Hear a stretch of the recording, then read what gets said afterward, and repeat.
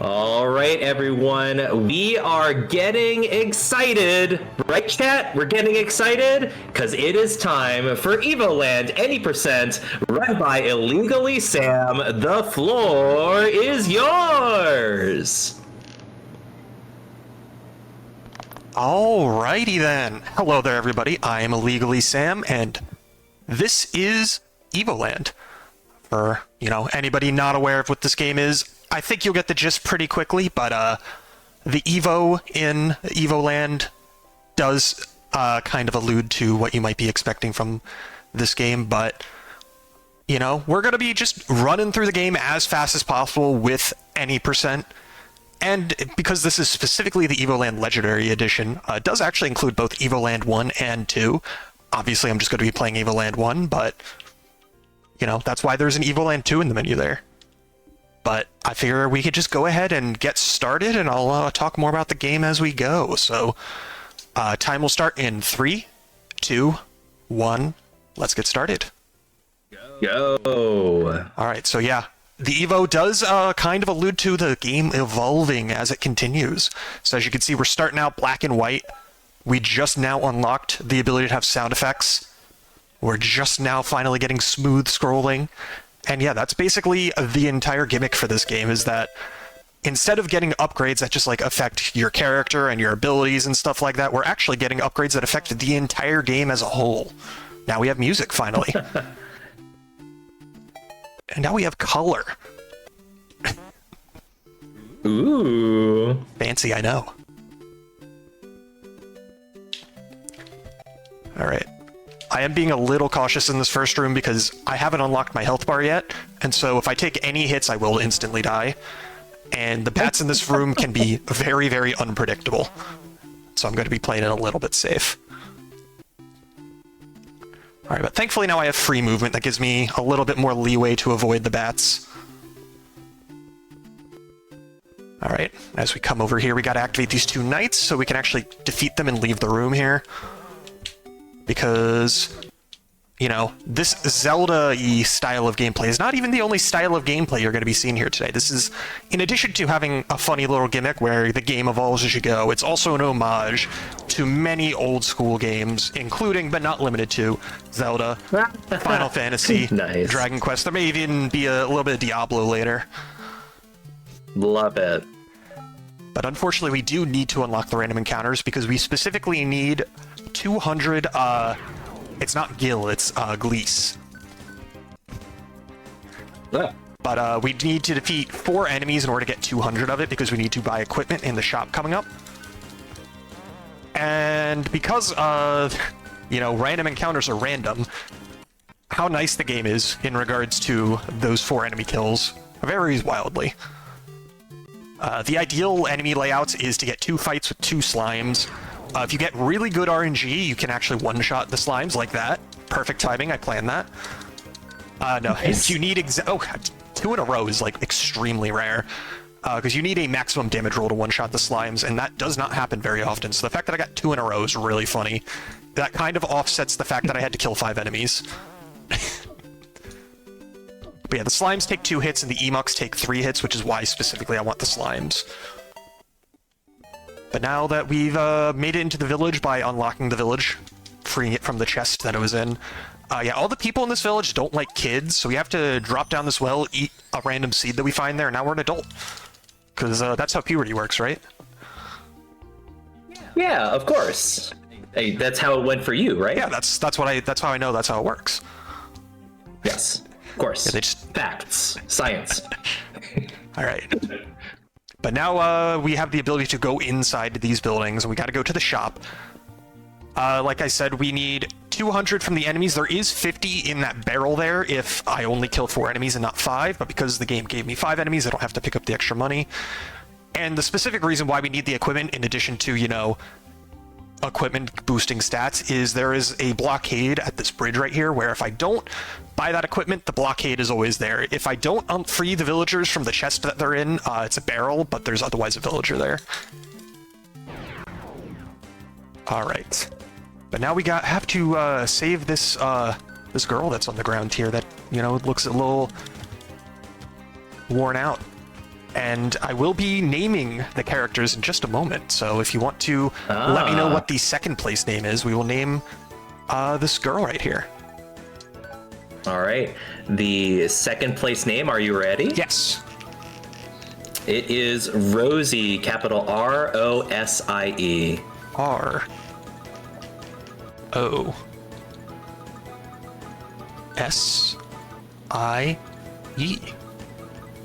All right, well, we have Rosie here, and just like 10 seconds later, we're going to be naming the main character here. So what was the winner of the poll? Indeed. Winner of that is Rupee, capital R-U-P-E-E.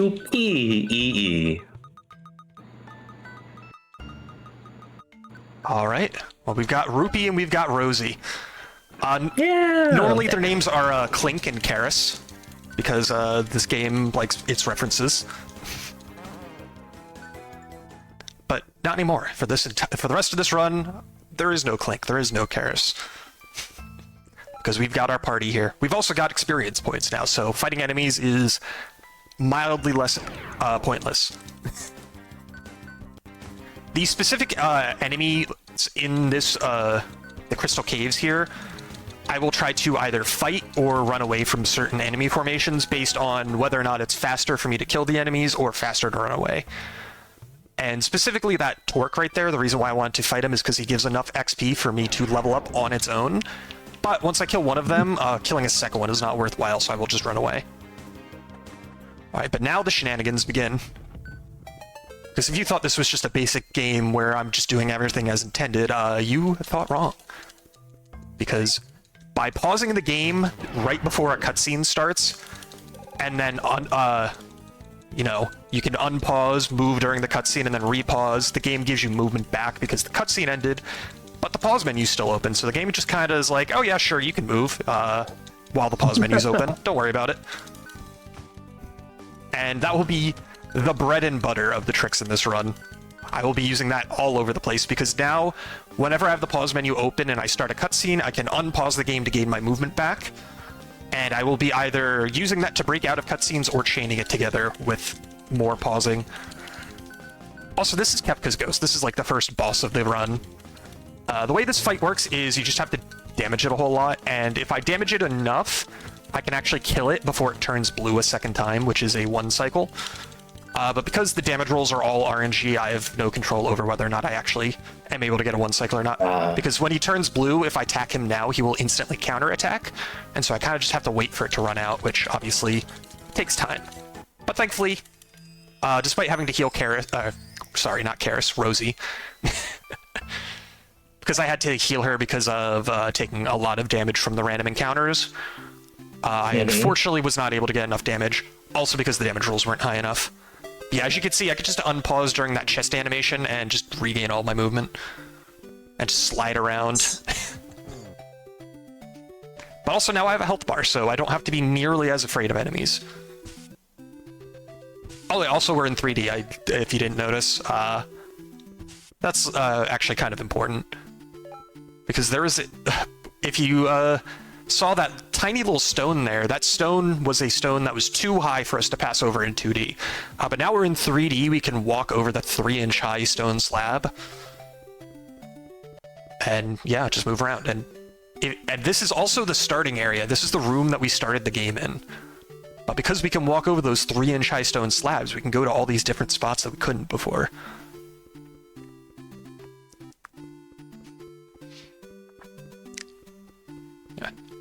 Also, in line with this game and its references, these are also not Octoroks, these are Octoraks, with an A.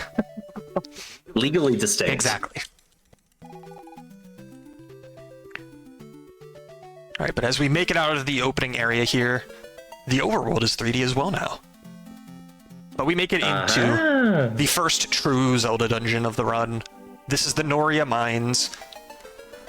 The Noria Mines is an area that we just absolutely obliterate the intended way of doing things. Because I mentioned earlier the power of pausing the game, and you will see that in full force. Because as we move on to the second pressure switch here, we make sure to pause the game, The way the doors in this dungeon work is that they don't actually start opening until you stop moving.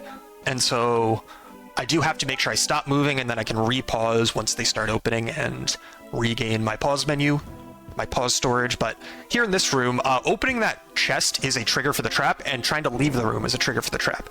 So by doing both of them, I actually trigger the trap in this room twice. So it spawns 6 bats instead of 3. And by defeating all 6 bats, it spawns the reward twice. And so now I can open this chest here twice, because there's actually 2 chests. And yeah, I just duplicated a key as a result. So yeah, now because of that, I could just entirely skip one of the intended keys later. That is one of those tricks that I am a big fan of, just because there's no reason for it to work, but yeah, the way this game was made, it just so happens to work. So.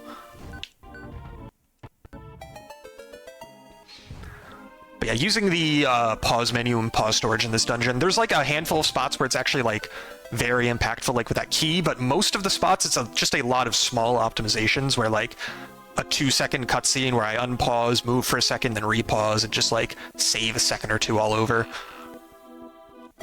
Like with this chest here, where it's like, yeah, opening the chest isn't like a super long animation, but it's an easy 5-second time save, so there's no reason not to save it. It also looks funny when you slide around on the ground. Which, let's be honest, that's what really matters for these tricks. Yeah, they save time, but they look funny.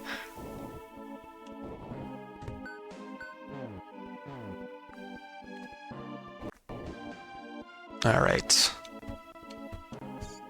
And as I push these last 2 torches in this room into place, I will get my pause storage back one last time, because this next one is arguably the most important pause storage in the run, because when you go into this room and try to leave, it will stop you and spawn 2 skeletons.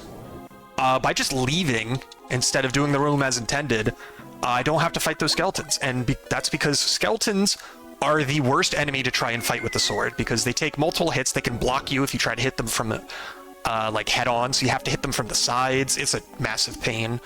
And so by just skipping that room, yeah, I don't have to fight any of them. Also, if you thought the pause menu wasn't broken enough, you're also invincible while the game is paused. And so these like tornado hazards, I could just pause the game and break out of them. I don't have to actually try and avoid them at all. And that also works for all enemy attacks, where if I were to about to get hit by a fireball from one of these wizards here, I could just pause the game.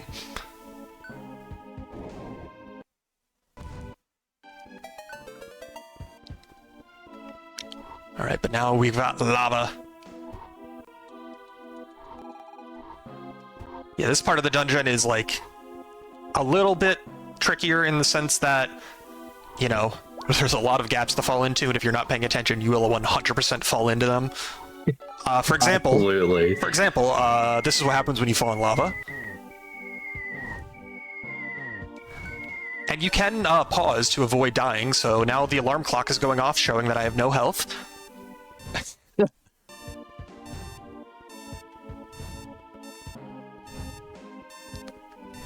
Alright, as we come into this last like big room with tons of enemies in it, and we have to defeat all of these enemies to actually escape the room, because this is the room with the boss key in it. Also ignore the symbol in the boss door. That is unrelated, I'm sure. But yeah, now that we have the boss key, yeah, having no health means that getting hit by anything is an instant kill. And that sends us back to the start of the dungeon. But that's 100% intended, because the game autosaves after you pick up the boss door key. And so you could just go straight to the boss door, and you don't have to fight all those enemies. Yeah, the dungeon does not autosave before that point, so if I were to die at any point in the dungeon, I would have to redo the entire dungeon. But specifically because the boss key autosaves the game, that lets me just skip all the way here. Alright, but this is Dark... Well, it's not Dark Clink anymore, it's Dark Rupee. This fight is kind of annoying and just a massive RNG fest, because the only way you can damage the boss is by having him do that charge attack and hit a wall, and then you can damage him. and he has 3 different attacks. He could spawn fireballs, spawn bats, or charge. And yeah, if he doesn't, it decides to just not charge for a bunch of attacks in a row, you're just out of luck. You're just sitting there waiting for him to cooperate, like this. And then also on top of that, his movements are very random, and if he gets stuck on the wall like this, that can also be problematic. All right, that's what, 5 fireballs in a row? There we go. This is not good RNG. This is one of the reasons why grinding for a good time in this game is a massive pain. Yeah. Alright, but we can thankfully get pause storage off of him, and then coming up is another very, very important trick. So I will try to get it and then, you know, focus just a little bit to make sure I get the visual cue, so... I think that's good.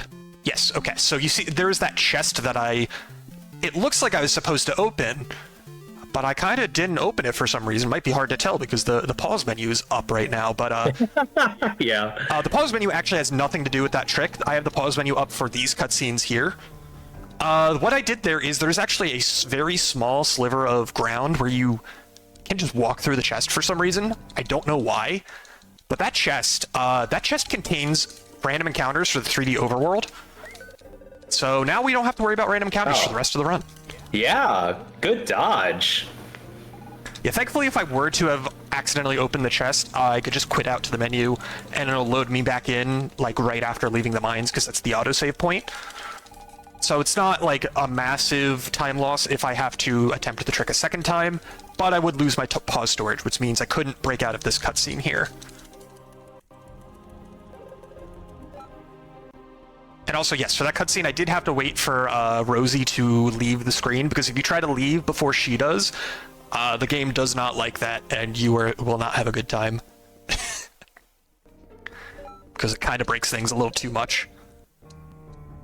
Alright, but the pause menu is not the only thing you can store, because this guy right here, he's the guy where you're, like, if you go around the world and collect cards for the obligatory card game, he's the guy you talk to play that obligatory card game, but because we don't have enough cards, he has different dialogue, and for some reason the last line of that dialogue doesn't restrict your movement, and so by chaining that hanging text box with these next several text boxes, because what we're trying to do right now is we're trying to find some bombs, and the game is kind of just giving us the runaround where it's like, oh, I think this person might know where the bombs are. Oh yeah, sorry, I don't know where the bombs are. You should talk to them. They might know where the bombs are. And you just have to talk to like 5 people.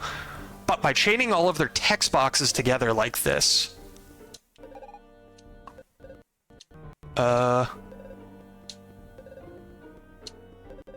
Assuming I did it correctly, because it is very easy to mess this up. It's not a difficult trick, but it is very finicky. This should be the last person. There we go. So yeah, this is not the last person you're supposed to talk to. That's like the mother of a young boy in the other room, and the young boy is the one that has the bombs. But by chaining all those text boxes, the game's just like, oh yeah, you finished this. We'll just give you the bombs now, and then it warps you to that other room for some reason. And so yeah, now I don't have to talk to the young boy. He is stuck forever in that chest in that room, because you have to actually unlock him. And on top of that, it also just cuts out a bunch of movement for moving to that room. But now that we have bombs and we have the sword, we can move on to the next Zelda dungeon. This is the Sacred Grove. The Sacred Grove actually has a pretty cool mechanic, where it has these time crystals scattered throughout the room. And if you hit one of these time crystals, it switches you between 2D and 3D, or the past and the future, as it refers. And as a result, it is required for the puzzle solving in this room, but that does not mean we're going to be using it as intended the whole time.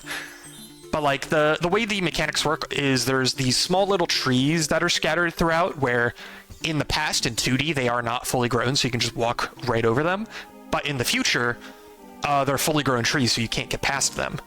Meanwhile, in 3D, you can walk over those little 3-inch stone slabs that I mentioned earlier, and in 2D, you can't. So, like, you have to switch between the two, where in the past, you have to make it so that you can walk over those trees, and you can even shoot them with this bow and arrow that we just found.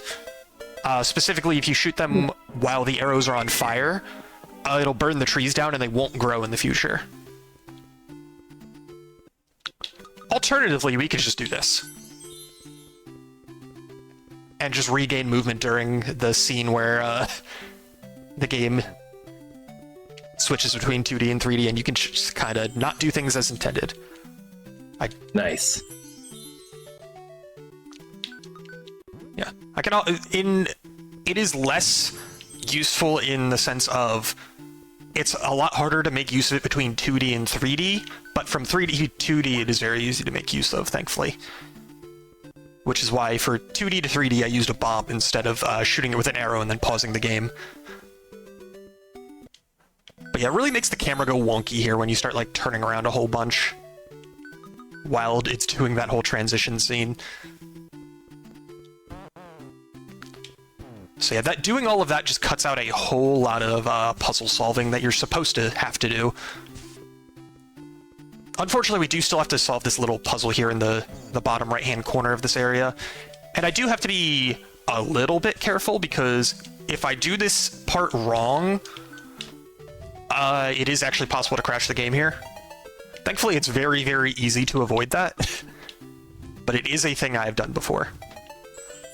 Because if you try to change the Back to the Future while a tree that I shot off screen is like in the middle of burning, or like right when it starts burning, the game just instantly crashes. Yikes. Yeah, also there's like a whole other puzzle for lighting up that second torch, but we could just shoot around the statue instead, and yeah, we could just... yeah, we're good.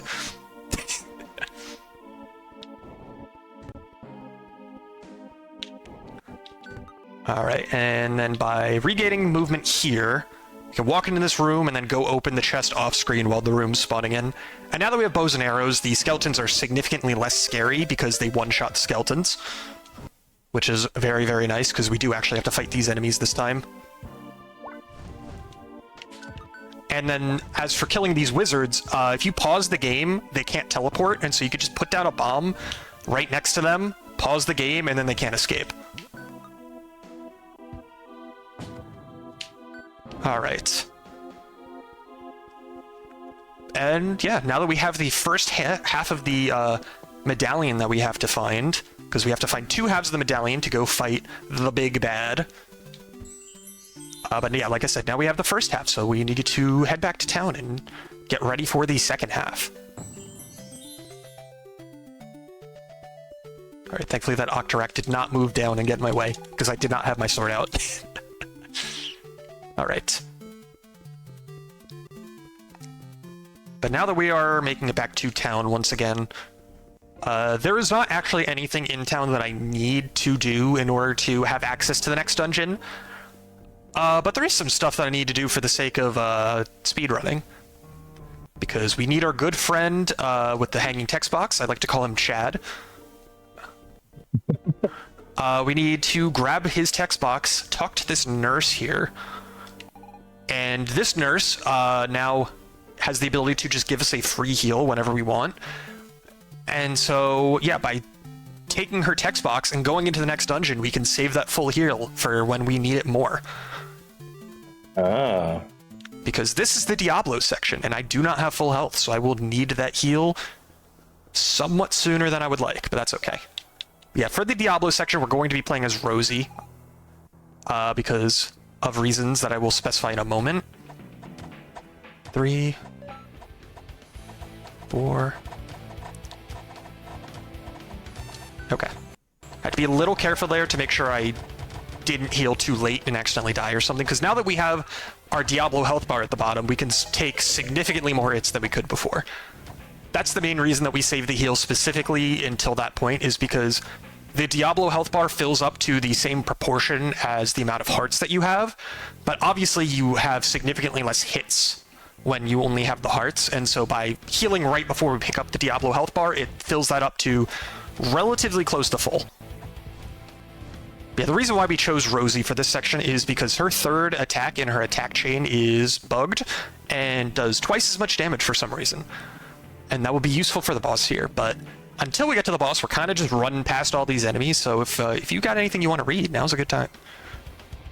Yeah, thank you so much, Sam. I do want to remind everyone that we are here raising money for Doodleplex through our Saving Sarah mutual aid event. If you'd like to make a contribution to be able to help her out, to be able to address housing insecurity due to a harmful family and relationship situation, please type !donate in the chat and consider making a contribution. Even just $1, it can make a big difference. And if you aren't able to go ahead and contribute, please definitely spread the word as well. We've got a couple of bid wars that are open. The bid war for the story bid war for Sonic the Hedgehog 06, for Sonic's story, Shadow story, or Silver's story. So you, chat, can definitely determine exactly what focus is going to be running in just a few runs. Sam, when it comes to Sonic 06, if you're familiar with the game, which hedgehog would you want to see run? Silver the Hedgehog is the one that's like that game is notorious for being broken, but Silver the Hedgehog is the one that's known for being broken even within the game. So I'm gonna go with Silver. Okay, cool. I'm learning a little bit more. Chat, I genuinely still don't know anything about Silver. So I've learned a little bit that Silver is broken. All right, the beginning of Silver lore in JD Puppy's mind is beginning to form. So if you want to see Silver being run, let's get those donations in, and feel free to tell me more Silver facts inside the donation comments. I will take them as gospel.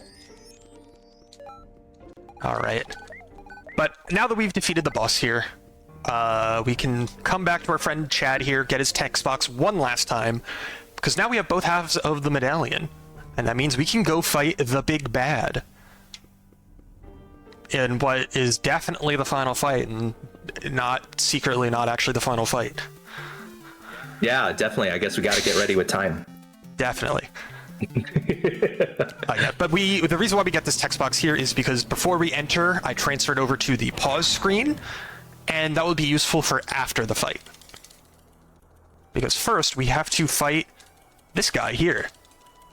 What do you think his name's gonna be?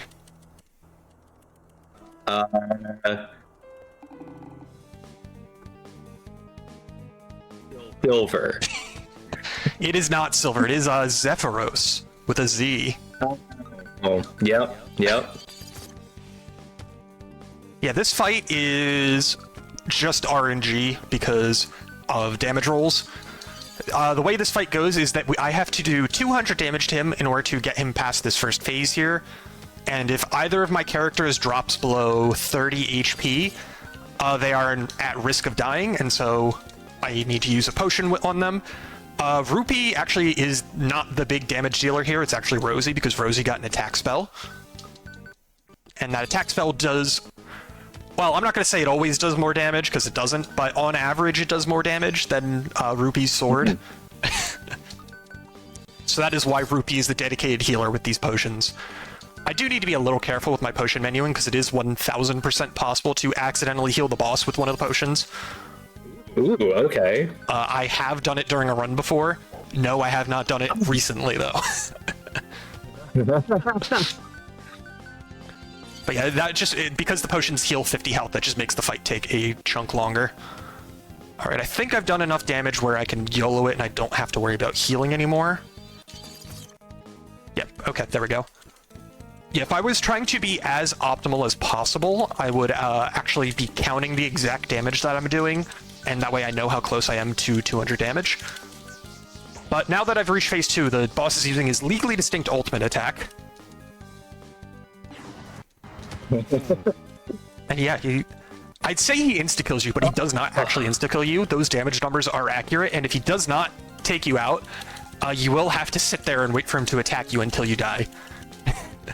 So that is another reason why I don't want to heal once I reach a certain point in the fight, is so that my damage numbers are off. But also, in true Zephyros fashion, he just killed Rosie. How dare. Alright, everybody shed a tear. 07's in chat. But now Rupee his resolve is strengthened, and he gains the power to summon Babamoot, the dragon.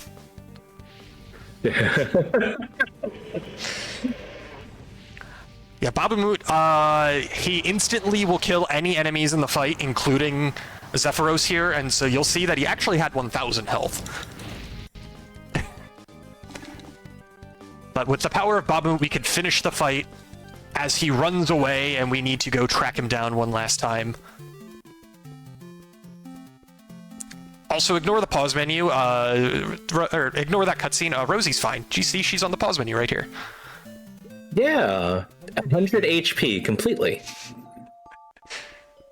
Or 70 HP. That's Rupee's 100. Exactly. All right, but the reason why we got this pause menu here is that we have to go back to town, tell everybody what happened. Everybody's gonna mourn what happened to Rosie. We have like a little eulogy session, and we just walk out. We don't care. Yeah, this is a really, really long cutscene, and we don't have time for that. Of course not. We're speedrunning. So now that we're outside of town, we just gotta wait for the cutscene to end, and then once the cutscene ends, the airship will spawn. And now that we've got the airship, we could fly to the Mana Tree and go stop Zephyros once and for all. This is actually the real final boss, like, not joking around this time. But this boss has 3 different phases, and Zephyros looks a little different now. He's a little bit bigger. Ooh. Alright, for phase 1 here, we have to damage the eyes on his hands. Each of the hands has 10 health, and so whenever he attacks, if I am doing my attacks quickly enough, I can get 3 hits in. And because each hand has 10 health, ideally I take out each hand in 4 attack phases. Mm-hmm. And thankfully, this is the only phase of the final boss that doesn't have RNG. Because it wouldn't be a run of this game if the final boss didn't have RNG, would it? Of course. Alright, time for phase 2. Phase 2 is a lot shorter if the boss cooperates, but the exact spot that the orb pops out of his back is random. And if he wants to be really mean, he will only let me get 1 hit on the orb, because the orb has 4 health, and if I get 2 hits on the orb, then I'm able to take him out in 2 cycles, but he's being mean to me. So I have to do a 3rd cycle. That's pretty far. Hey! It is actually possible to get 3 hits on the orb, but again, RNG isn't RNG. Alright, but that's 4 hits. Mm-hmm. Now we're on to the final phase. You've heard of Ganon tennis. It's not too dissimilar from that, because Zephyros has 2 different attacks here. He can either spit out pink orbs or blue orbs.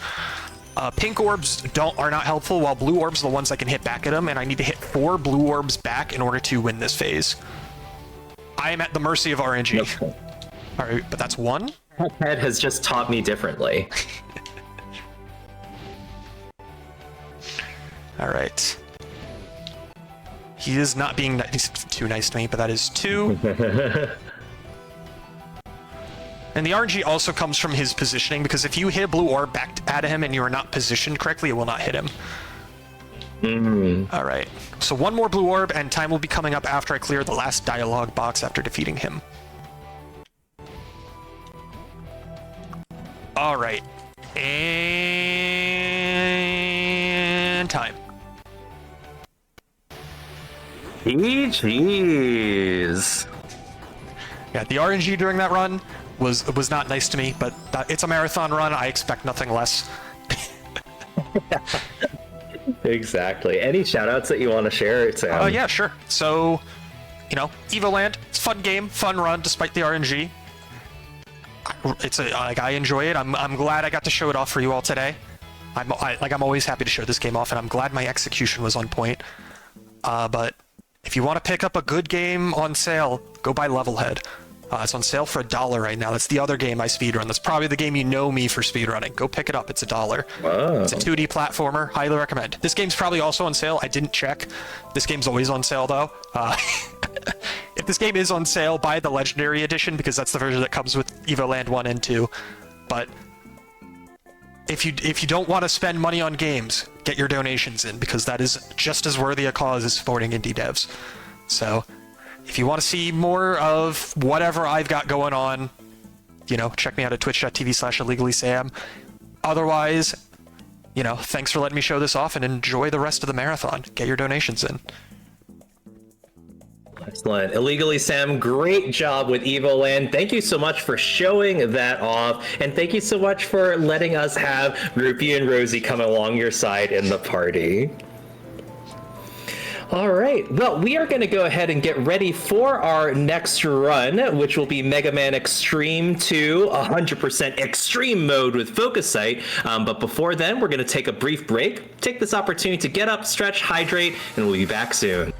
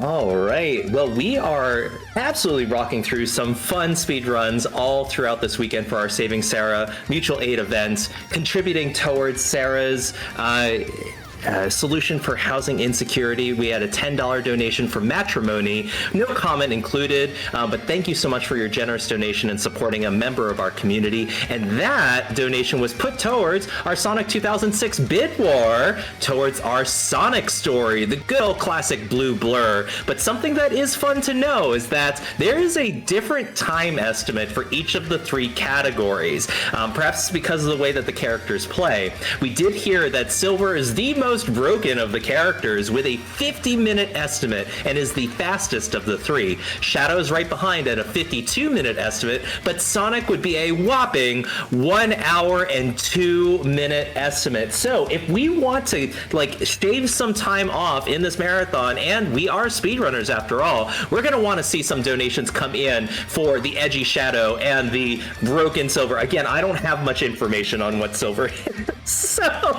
I'm so excited to see that run later on today. But for now, I have been alongside all of you so long, both this morning, peeking in, as well as this afternoon. I'm going to go ahead and take a break, and when we get back, we're going to go ahead and pass things on for our next run with Mega Man Extreme 2, which with Focus Sight at the runner's seat and a champ roll inside the behind the host mic. So everybody, stay cool, and I'll catch you around.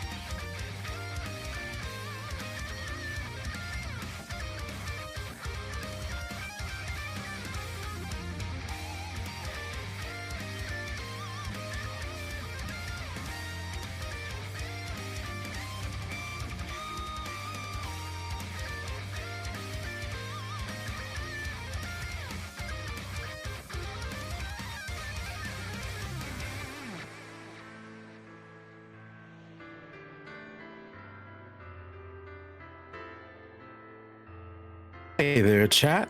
It's me, Champrul. I'm back again. You may have seen me the other day. Welcome back to Saving Sarah. We are here raising money to support our good friend Doodleplex. We've got some very interesting games coming up in this next block here, starting with Mega Man Extreme 2 by Focus Sight. If you look at the screen, we also see Focus Sight later on for Sonic the Hedgehog 06, which we currently do have a couple of things open for, a bid war and an incentive. The bid war, of course, which story? And then we also have that incentive for an exhibition, which would kind of give us, a little bit extra marathon. So I think that might be a good idea to try to see. Make sure you can hit exclamation or type exclamation donate in chat. Make sure when you are on that donation page that you are going through and making sure you select either that bid war or that incentive to make sure we're able to get those both hit. But again, we also have Sonic the Hedgehog by Supersonic. That's a lot of Sonic in one. And then we also have Sega Sonic the Hedgehog. Somehow this feels like after Mega Man might be Sonic. Maybe there might be. Let's see if we can actually count how many times we say Sonic in the next few hours. Maybe that could be your donation. Guess how many times we're going to say Sonic in the next few hours, and use that in your donation. And whoever is closest by some unofficial count, because I certainly will be counting, surely. But whoever is closest, we'll make sure to, give you some love in chat. So again, we are getting set up for our next run, Mega Man Extreme 2. While we're getting set up, everybody, if you need to take a good stretch or hydrate, any of the above, please make sure you're getting that in. Hydration is super important, and we want to make sure that you're not only enjoying your time, but healthy while we're doing so too.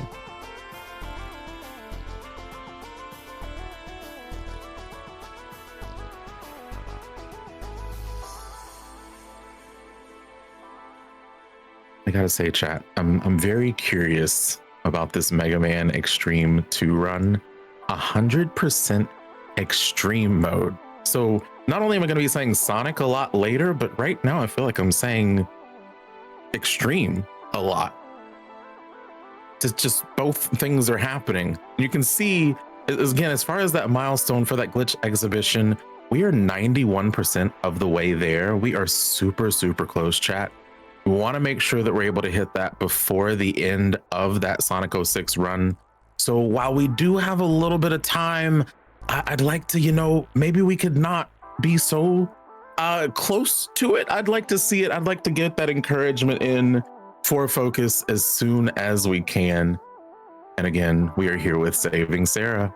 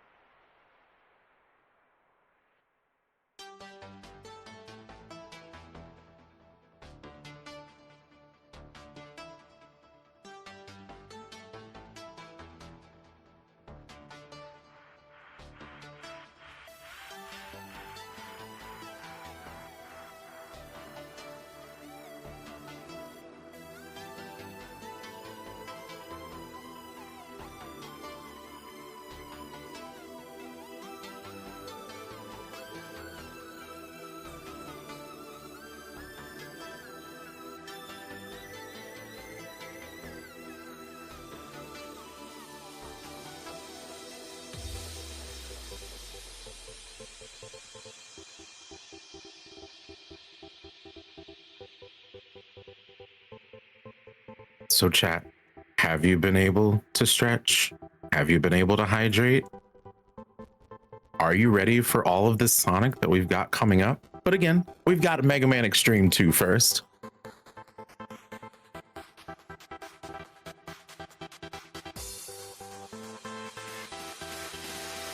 And for those that may be joining us, again, we are here for Saving Sarah. Saving Sarah is a mutual aid event helping friend of the community and volunteer extraordinaire Doodleplex to end her housing insecurity and get her to a better financial place in life. Type !donate in chat to help Sarah directly.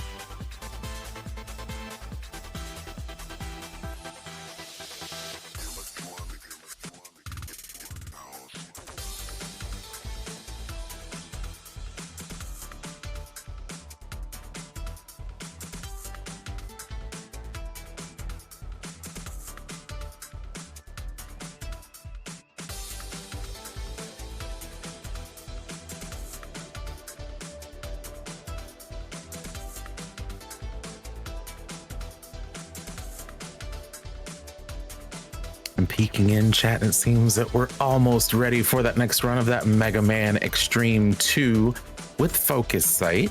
Again, I just want to remind you, if you take a look at the schedule, we are going to see Focus Sight for that bid war and that incentive with Sonic the Hedgehog 06. And I just want to give you a little bit of information, but I'll let Focus kind of explain it a little better as we get into the next run. For the story, for the bid war, it seems that Silver is what Focus would like to see as the most entertaining story. Right now, we want to make sure that we're able to get everything in for that story bid war. Let me take a look. Sonic is in the lead right now, so, you know, $11 could push Silver into that lead, and we could get that runner's choice Silver for that run.